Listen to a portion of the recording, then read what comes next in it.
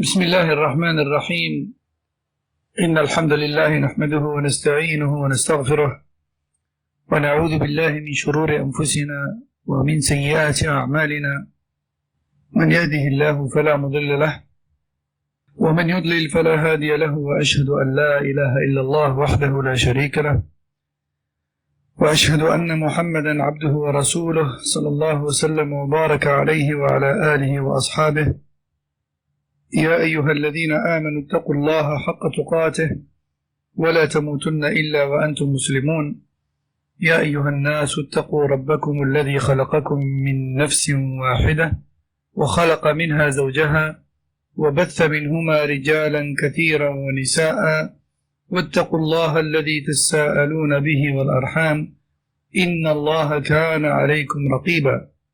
يا أيها الذين آمنوا اتقوا الله وقولوا قولا سديدا يصلح لكم أعمالكم ويغفر لكم ذنوبكم، ومن يطع الله ورسوله فقد فاز فوزا عظيما.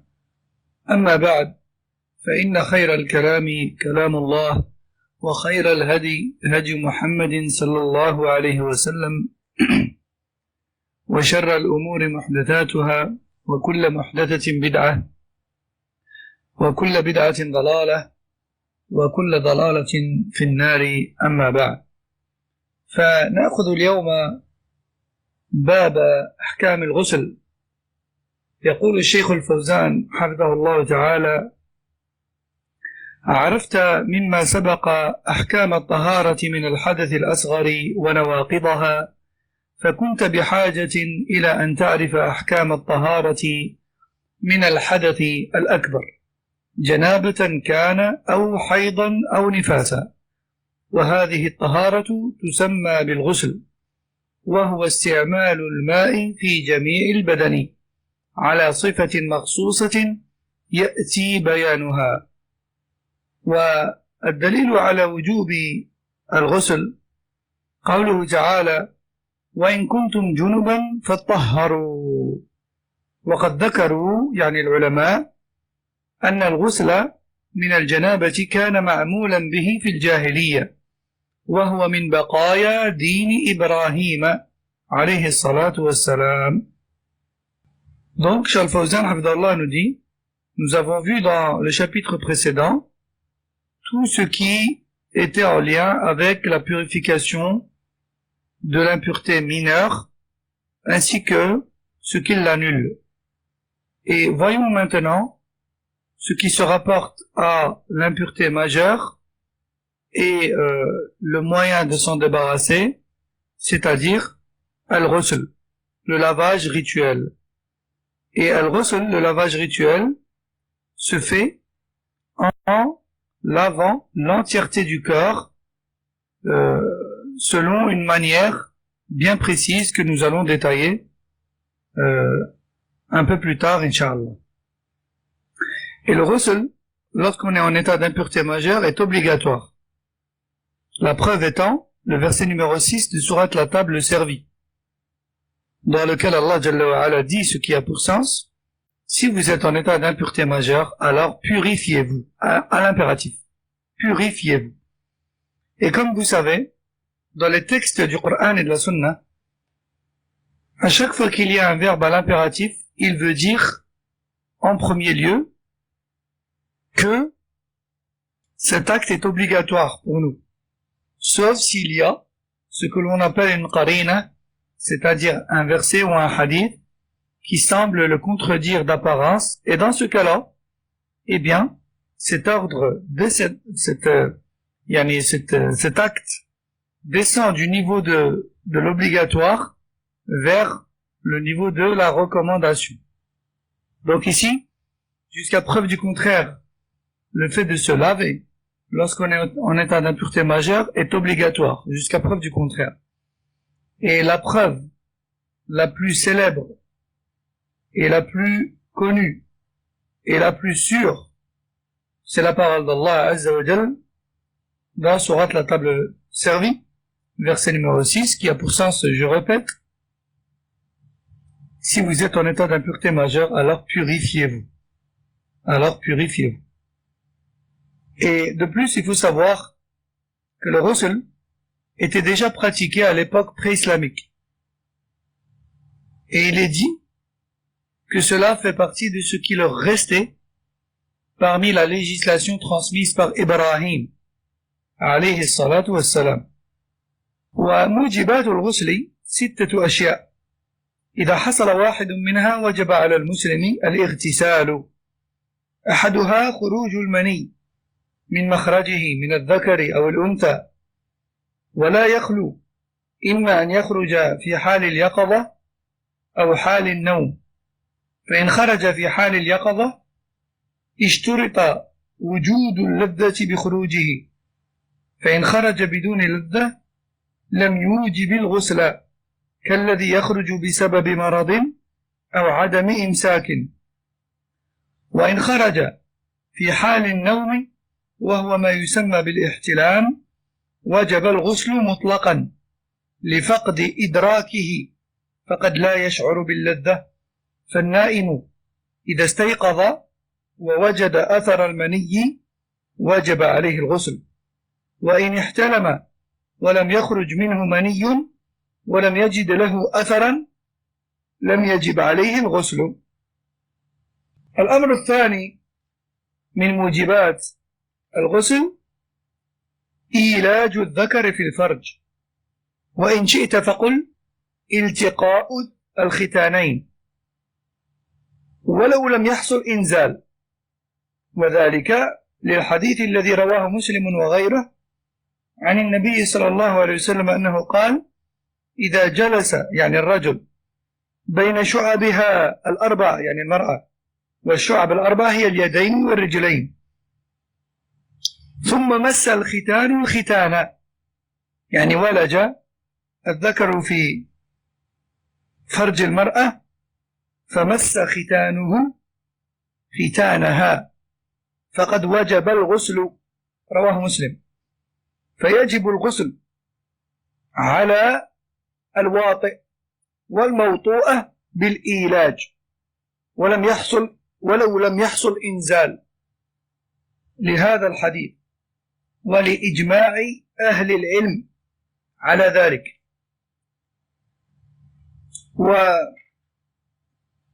الثالث من موجبات الغسل الذي ذكره الشيخ الفوزان هنا أمر أو موجب مختلف فيه طبعا، وهو إسلام الكافر. فقد قالت طائفة من العلماء أنه إذا أسلم الكافر وجب عليه الغسل، لأن النبي صلى الله عليه وسلم أمر بعض الذين أسلموا أن يغتسلوا. ويرى كثير من أهل العلم أن اغتسال الكافر إذا أسلم مستحب وليس بواجب، لأنه لم ينقل عن النبي صلى الله عليه وسلم أنه كان يأمر به يعني بالغسل كل من أسلم، فيحمل الأمر به على الاستحباب جمعا بين الأدلة، والله أعلم. وأما الأمر الرابع من موجبات الغسل فهو أيضا موجب مختلف فيه، وهو الموت. فقد اختلف العلماء طبعا في كون الموت موجب للغسل أم لا، وذهب بعض أهل العلم ومنهم الشيخ الفوزان إلى أنه موجب للغسل. قال: فيجب تغسيل الميت غير الشهيد في المعركة، فإنه لا يغسل، وتفاصيل ذلك تأتي في أحكام الجنائز إن شاء الله. وأما الموجب الخامس والسادس فهو الحيض والنفاس، لقوله صلى الله عليه وسلم: فإذا أقبلت حيضتك فدعي الصلاة، وإذا أدبرت فاغسلي عنك الدم ثم صلي، رواه البخاري ومسلم. وأيضا لقوله تعالى: فإذا تطهرن فأتوهن من حيث أمركم الله. فإذا تطهرن يعني الحيض يتطهرن بالاغتسال بعد الحيض. Donc Ensuite, Cheikh Fawzan, hafidahullah, nous cite toutes les choses qui annulent la pureté majeure et qui donc rend obligatoire le ghusl, le lavage rituel. Et ces choses-là sont au nombre de 6. La première étant l'éjaculation, que cela soit chez l'homme ou chez la femme, que cela soit pour l'homme ou la femme. Et l'éjaculation, elle peut survenir soit en état d'éveil ou en état de sommeil. Si cela survient en état d'éveil, alors il est une condition pour que cela rende obligatoire le ghusl que ce soit survenu accompagné d'un plaisir. À défaut de quoi, cela ne rend pas obligatoire le ghusl. Comme par exemple les personnes qui ont une maladie, et qui sécrètent du sperme, ou encore les femmes également, à cause d'une maladie, et non pas par plaisir. Et dans ce cas-là, ces personnes-là ne doivent pas faire le ghusl. Elles doivent juste laver leur partie intime et refaire le wudu. Mais si cela survient en état d'éveil et accompagné d'un plaisir comme tel est le cas normal et naturel chez l'être humain, eh bien dans ce cas, il faut refaire le ghusl.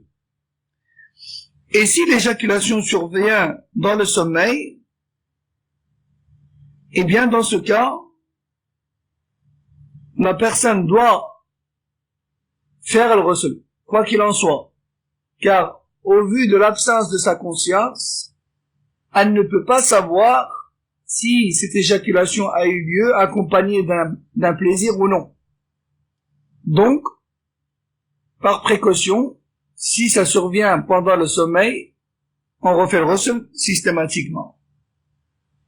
Par contre, si on se rappelle avoir fait un rêve érotique, mais que l'on ne trouve pas de traces de cette éjaculation, eh bien, le ghusl ne doit pas être accompli. Si la personne se rappelle avoir fait un rêve érotique, mais, en se réveillant, elle ne trouve aucune trace d'éjaculation, cette personne-là ne doit pas refaire ces grandes ablutions. Donc ça, c'était pour la première cause qui rend obligatoire le ghusl, l'éjaculation. La deuxième étant la pénétration. La pénétration. Et à partir de quel moment est-ce que la pénétration rend obligatoire le ghusl pour l'homme et la femme en même temps? À partir du moment où les deux circoncisions se touchent. Dit autrement, à partir du moment où la partie avant de l'homme s'introduit totalement dans les parties intimes de la femme, à ce moment-là, le ghusl devient obligatoire. Le prophète sallallahu alayhi wa sallam dit dans le hadith, lorsque les deux circoncisions se touchent et se rencontrent, le ghusl devient obligatoire. Et ce, même s'il n'y a pas eu d'éjaculation. Et ce, même s'il n'y a pas eu d'éjaculation. Non. Et c'est pour cela que les ulama précisent et ils disent, le ghusl devient obligatoire lorsque taribu hashafatu ar-rajuli fi farj al-mar'a. Lorsque le gland de l'homme disparaît dans les parties intimes de la femme. C'est pas n'importe quel contact entre les deux parties intimes, mais surtout, et plus précisément, lorsque l'entièreté du gland du pénis entre dans les parties intimes de la femme. On va être plus précis par rapport au hadith. lorsque les deux circoncisions se rencontrent, le ghusl devient obligatoire. Naam. Et ce n'est pas n'importe quel contact. Naam. Et ce, même s'il n'y a pas eu d'éjaculation. Et le dalil de cela, c'est tout d'abord ce hadith précédemment cité, mais aussi le consensus des savants. Alors la troisième chose qui rend obligatoire le ghusl, et c'est une chose qui fait l'objet d'une divergence entre les savants de l'islam, c'est l'entrée en islam, la conversion. La conversion. Car il est rapporté que le prophète sallallahu alayhi wa sallam a demandé à certains convertis de se laver. De se laver. Tandis que beaucoup de savants sont d'avis que cela est recommandé et non pas obligatoire, car il n'est pas rapporté que le prophète sallallahu alayhi wa sallam a systématiquement ordonné le ghusl à tout nouveau converti, à tout nouveau musulman. Et c'est pour cela que beaucoup de savants optent pour la recommandation et non pas pour l'obligation. Wallahu a'lam. Quatrième cause qui rend obligatoire le ghusl, et elle fait aussi l'objet d'une divergence entre les ulama, c'est la mort. La question de savoir, est-ce que la mort rend obligatoire pour le défunt lui-même le ghusl, oui ou non? Ça, c'est une question qui a suscité une divergence entre les savants de l'islam. Bien sûr, il n'est pas question ici de savoir est-il obligatoire, oui ou non, pour les vivants de laver le mort. Ça, c'est obligatoire, on le sait. La question, elle est bien plus précise et plus pointilleuse. Est-ce que la mort fait sortir le défunt de la pureté vers l'impureté, lui rendant ainsi obligatoire à titre personnel le ghusl? Oui ou non? Et Cheikh Al-Fawzan, hafidahullah, lui, est d'avis que oui. Et il dit donc, parmi ce qui rend obligatoire le ghusl, il y a la mort. Il est donc obligatoire de laver le mort. Mis à part, bien sûr, celui qui décède dans une bataille au nom de l'islam, celui-là ne doit pas être lavé. Celui-là ne doit pas être lavé, et les détails de ce dernier point résident dans le chapitre des funérailles. Enfin, la cinquième ainsi que la sixième cause qui rend obligatoire le ghusl, et cela concerne la femme, ce sont les règles et les leuchis. Les règles qui surviennent mensuellement, sauf si la femme est enceinte, et les leuchis, c'est ce qui survient après un accouchement. Après un accouchement. Le prophète sallallahu alayhi wa sallam a dit à une femme, qui est Salama si je ne me trompe pas, wallahu alam, il a dit alayhi salatu salam, lorsque tes règles arrivent, délaisse la prière. Et lorsque celle-ci se termine, alors lave-toi. Alors lave-toi pour te débarrasser du sang et prie. Et prie. Rapporté par Bukhari Muslim. Allah Azza wa Jal dit également, concernant les femmes qui ont leurs règles, lorsque, ou dès lors où elles se sont purifiées, alors, jouissez d'elles dans les limites qu'Allah vous a données. Dès lors où elles se purifient, alors jouissez d'elles dans les limites qu'Allah vous a données. Non. Donc cela laisse clairement entendre que la femme qui a ses règles ou ses leuchis doit se laver à la fin de ceci. طيب. ثم ذكر الشيخ الفوزان حفظه الله صفة الغسل فقال وصفة الغسل الكامل أن ينوي بقلبه ثم يسمي ويغسل يديه 3 ويغسل فرجه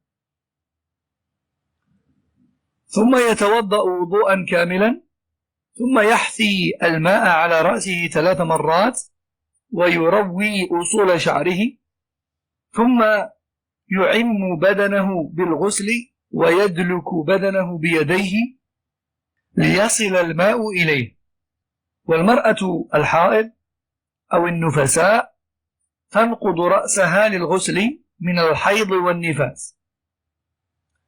تنقض رأسها يعني تنقض شعرها، لأن ذلك لا يأتي إلا مرة في الشهر، والنفاس يأتي بعد كل ولادة فقط.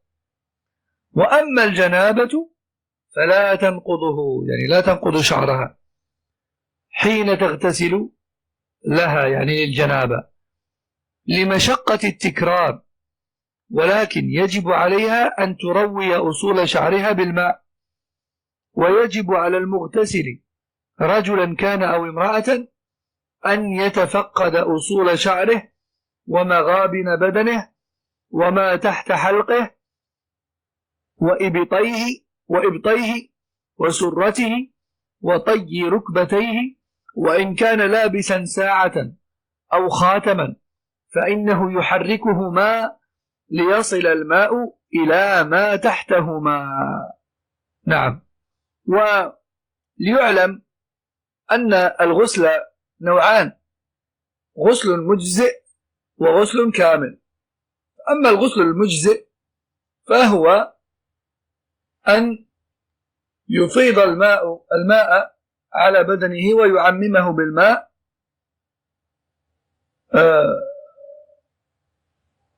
بنية الطهارة. وأما الغسل الكامل فهو ما ذكرنا الآن، فهو ما ذكره الشيخ. وأيضا نضيف إلى ذلك بالمناسبة أن واجبات الغسل هي النية وتعميم البدن بالماء، وأضاف بعض العلماء إلى ذلك المضمضة والاستنشاق وإن كان فيها خلاف. وأما سنن الغسل فهي التسمية والدلك. نعم. Donc, Cheikh Al-Fawzan hafidahullah nous dit que la manière la plus complète d'effectuer le ghusl est la suivante. D'abord, la personne a l'intention dans son cœur de se purifier avec les grandes ablutions. Ensuite, elle dit Bismillah et elle lave ses mains 3 fois. Puis, elle lave ses parties intimes. Puis, elle effectue les petites ablutions de façon complète, telle qu'on le fait pour la prière. Puis, elle déverse une poignée d'eau, puis elle déverse 3 poignées d'eau sur la tête, en veillant à faire pénétrer l'eau jusqu'aux racines des cheveux. Puis, elle déverse de l'eau sur son corps tout entier, en veillant à frotter avec les mains pour ne laisser aucun endroit sec. Quant à la femme, eh bien, si ce ghusl survient à la fin de ses règles, alors il lui sera demandé de défaire ses tresses et sa coiffure pour laver bien correctement ses cheveux jusqu'aux racines. Mais si son ghusl survient juste après un rapport intime ou bien une éjaculation, mais non pas les règles, alors dans ce cas, elle se suffira de déverser des poignées d'eau sur sa tête et faire pénétrer ses doigts entre ses tresses ou entre ses cheveux sans défaire ses tresses ou bien sa coiffure. Et pourquoi cette différence? Car tout simplement les règles, ça survient 1 fois par mois seulement, et les lochis, ça survient 1 fois par accouchement. Donc ça représente pas une difficulté répétitive, contrairement à l'état d'impureté majeure qui survient à la suite d'un rapport intime ou d'une éjaculation tout court, qui elle peut s'avérer fréquente et donc représenter une difficulté pour la femme si elle venait à défaire ses cheveux à chaque fois. Non. Aussi, donc j'en profite entre parenthèses pour dire que le ghusl, il est de 2 types. Nous avons le ghusl suffisant et le ghusl complet. Le ghusl suffisant, c'est tout simplement le fait de déverser de l'eau sur la totalité du corps sans ne rien laisser du corps. On ne laisse rien du corps sans l'avoir mouillé. avec l'intention de se purifier. Ça, c'est le ghusl suffisant. Ça suffit. Ça suffit pour sortir de l'état d'impureté majeure. Après, on a le ghusl complet, qui est celui que l'on vient de détailler. Aussi, il faut savoir que le ghusl a des obligations et des recommandations. Il y a des choses que l'on doit absolument faire et il y a des choses qu'il est juste meilleur de faire. Les obligations de ghusl, c'est tout d'abord la niyya, le fait d'avoir pour intention dans ce lavage de se purifier pour Allah. Aussi, le fait de mouiller l'entièreté du corps. Et enfin, certains savants ont ajouté une troisième obligation, bien qu'elle fasse l'objet d'une divergence entre les savants, qui est le rinçage de la bouche et du nez. Le rinçage de la bouche et du nez. Ça, c'est les obligations de l'ghusl. Ensuite, on a les recommandations de l'ghusl, qui eux sont au nombre de 2. Tout d'abord, at-tasmiya, le fait de dire bismillah au début. Et enfin, ad-dilk, qui est le fait de frotter avec les mains, frotter le corps avec les mains, afin d'être sûr d'avoir bien mouillé le moindre coin. نعم. ثم قال الشيخ وهكذا يجب أن يهتم المسلم بإسباغ الغسل بحيث لا يبقى من بدنه شيء لا يصل إليه الماء. قال صلى الله عليه وسلم تحت كل شعرة جنابة فاغسلوا الشعر وأنقوا البشر. رواه أبو داود والترمذي. ولا ينبغي وأيضا ليعلم أن من كان على جنابة ونوى بغسله رفع الحدثين معا الأصغر والأكبر أجزأ وإن نوى أحدهما فليس له إلا ما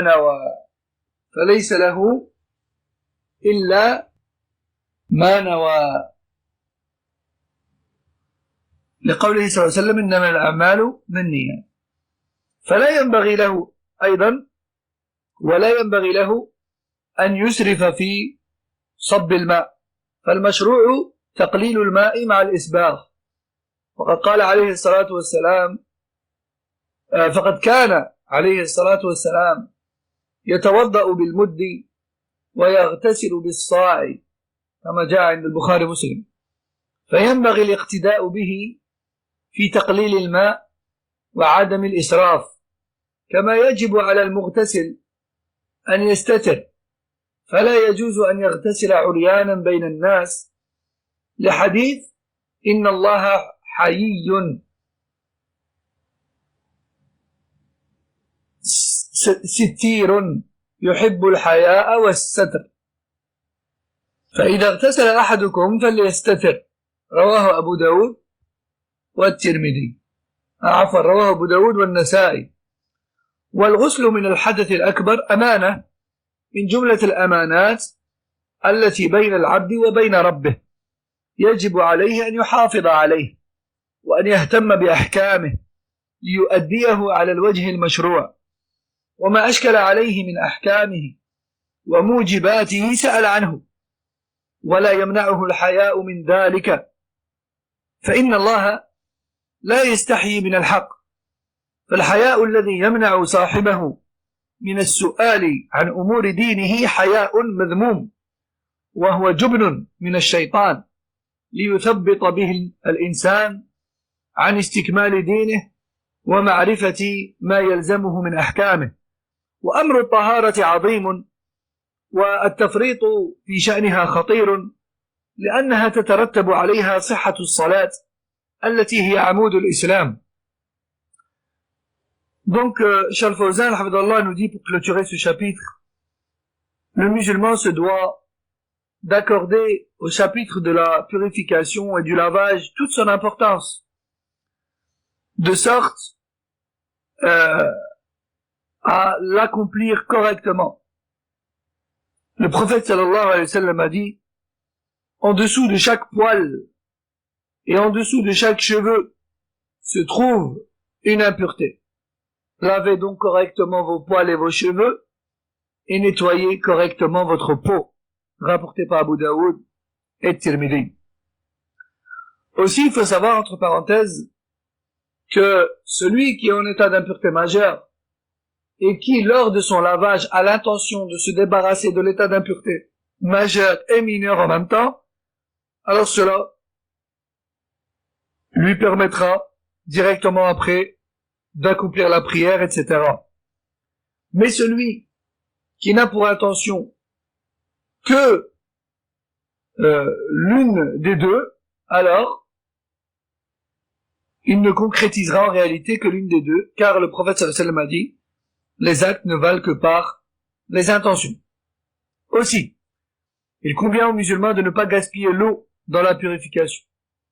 Car ce qui nous a été légiféré en islam, c'est d'économiser et d'utiliser le moins d'eau possible. Le prophète sallallahu alayhi wa sallam accomplissait ses ablutions avec le contenu des deux mains jointes en eau. Et il accomplissait son lavage rituel, son ghusl, avec 4 fois, voire 5 fois les deux mains jointes en eau. Donc il faut suivre le prophète sallallahu alayhi wa sallam en cela, et ne pas gaspiller. Tout comme celui ou celle qui se lave se doit de se mettre à l'abri des regards, et qu'il sache qu'il n'est pas permis de s'exposer au regard des gens, ou de se mettre dans le risque d'être vu. Le prophète sallallahu alayhi wa sallam a dit dans un hadith rapporté par Abu Daoud al-Nisa'i, Allah est pudique et il aime la pudeur. Celui donc parmi vous qui se lave, qu'il se cache. Aussi, le lavage rituel, c'est un dépôt, une amana, parmi les grands dépôts qu'Allah Azza wa Jal nous a confiés. C'est-à-dire que c'est une responsabilité, c'est un engagement, c'est une adoration. On se doit donc de s'intéresser à ces règles afin de l'accomplir de la meilleure des manières. Et si une chose nous est incomprise, alors on se doit de questionner les gens de science dessus. Et on ne doit pas avoir honte de questionner sur les choses de la religion. Car Allah Azza wa Jal, lui, n'a pas honte face à la vérité. Donc, il faut savoir que la pudeur et la gêne qui nous empêchent de questionner sur les choses de notre religion est une pudeur et une gêne blâmable, qui vient de Shaitan, et à travers laquelle il cherche à éloigner la personne de la pratique parfaite de sa religion. Donc la purification est une chose très importante, et le fait de la prendre à la légère et de l'accomplir de façon incorrecte est gravissime et dangereux, car cela voudrait dire que ça va invalider notre prière, etc., et donc notre religion quelque part. Ça met dans le risque, ou ça menace notre religion. هذا والله أعلم فنسأل الله لنا ولجميع المسلمين البصيرة في دينه والإخلاص له في القول والعمل. Cheikh Al-Fawzan hafidahullah clôture le chapitre en disant: je demande à Allah pour moi ainsi que pour tous les musulmans la clairvoyance en religion ainsi que la pureté de l'intention vis-à-vis d'Allah dans toute parole et acte. Wallahu a'lam. سبحانك اللهم وبحمدك أشهد أن لا إله إلا أنت أستغفرك وأتوب إليك وصلى الله وسلم على نبينا محمد وعلى آله وصحبه والسلام عليكم ورحمة الله وبركاته.